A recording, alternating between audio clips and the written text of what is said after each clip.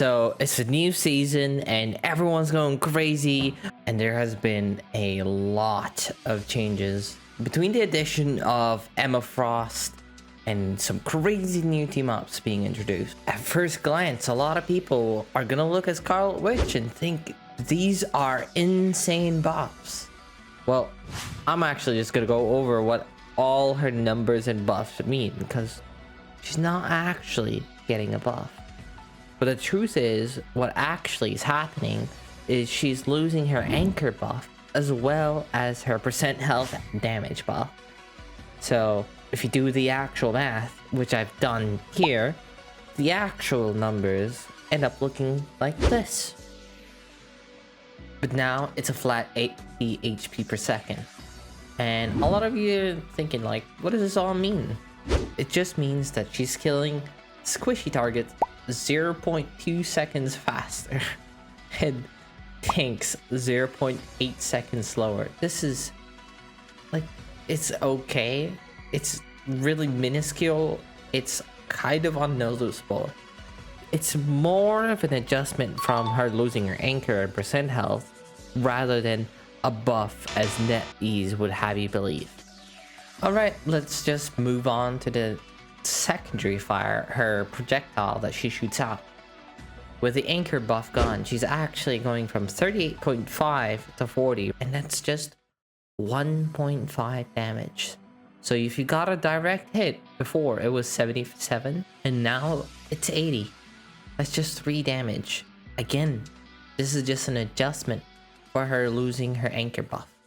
But wait, wait, we're getting a nerf. We're getting not one nerf, we're getting 2 really big nerfs to her fade. Why? Because she's getting buffed with her left click and right click, but we already established those are more just adjustments. I just want to know, why are we giving big nerfs to one of the worst characters in the game, to her most important ability? It's really interesting how some characters get straight up buffs, but yet Scarlet has to get a compensation nerf for her quote-unquote buff. I know you're probably thinking at the moment, but her team up is insane.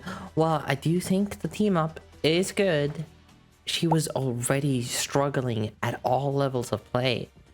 Even at the medal ranks where she's supposed to be good, having a negative win rate across all elos. While there are characters out there that are great without the team ups and absolutely insane with them.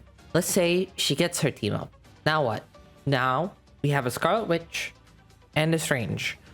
And the Scarlet Witch is in a worse state than she was last season. Meanwhile, Strange has been beaten by the nerf stick over and over and over again for seasons.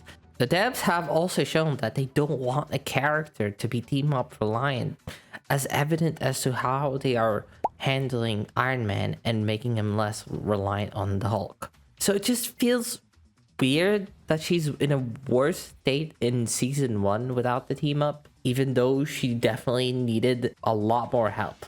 The interesting thing about this whole ordeal is that content creators have been consistently rating her higher than previous seasons with no team up, which just goes to show that tier lists need to be taken with a grain of salt, as well as patch notes need to be more transparent with changes from NetEase shadow buffing and shadow nerfing characters to needing to be more clear about the anchor changes, and maybe even getting rid of the anchor buffs and just baking it into the character instead of making it a team up thing, quote unquote, because it's kind of just an illusion at that point, as what we get right now is very misleading.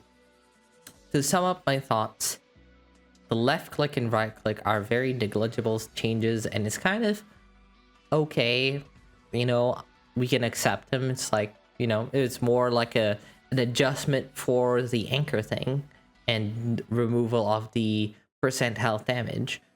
But the phase nerf, I believe, is undeserved, and I would hope they would revert it, bringing her back to what she was in power, at least without the team up.